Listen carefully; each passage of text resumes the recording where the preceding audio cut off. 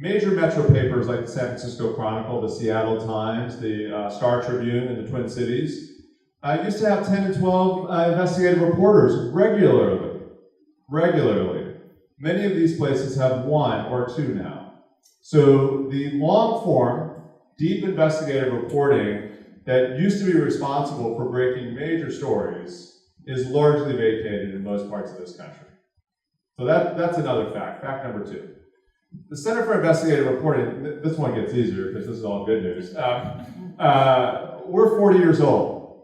We're a Bay Area institution. We started in the Bay Area. We're in Emeryville, California.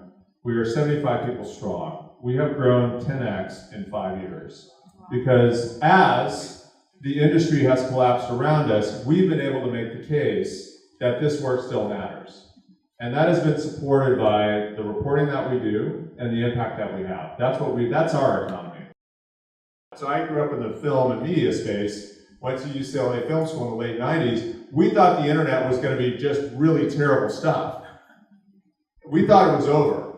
We thought we'd be making 60-second videos for the rest of our lives. And then Netflix happened. So there are solutions out there. Nothing we do tonight, and if we do this, you got to stop us. None of this is about despair. Because we have the privilege of working with over 90 newsrooms on our show. We have shown that small teams, that small local newspapers like the one you got here, can turn out the best reporting. There is a national audience for it, and people are hungry for the truth. They're hungry for this conversation. And I've been all over the country. We've been spending a lot of time in the Mississippi Delta. We've had this meeting there. And everybody has said, we need more reporting. We need more conversation. And we are going to disagree, but we want to do it in a way that makes progress and doesn't keep us stuck. So that crisis reporting, that ability to get into the foreign stories, foreign desks, all gone.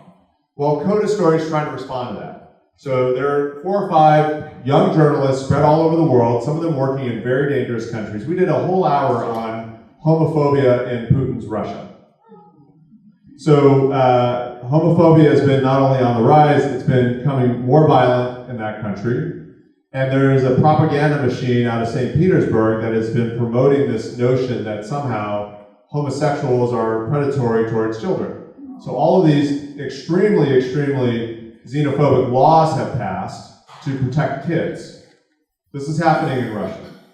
These young journalists go into St. Petersburg, and in one scene of the show, they sit in the office with one of the leading hate mongers, and in the middle of the interview, as he's claiming, falsely, that there's plenty of evidence that homosexuals want to abuse kids.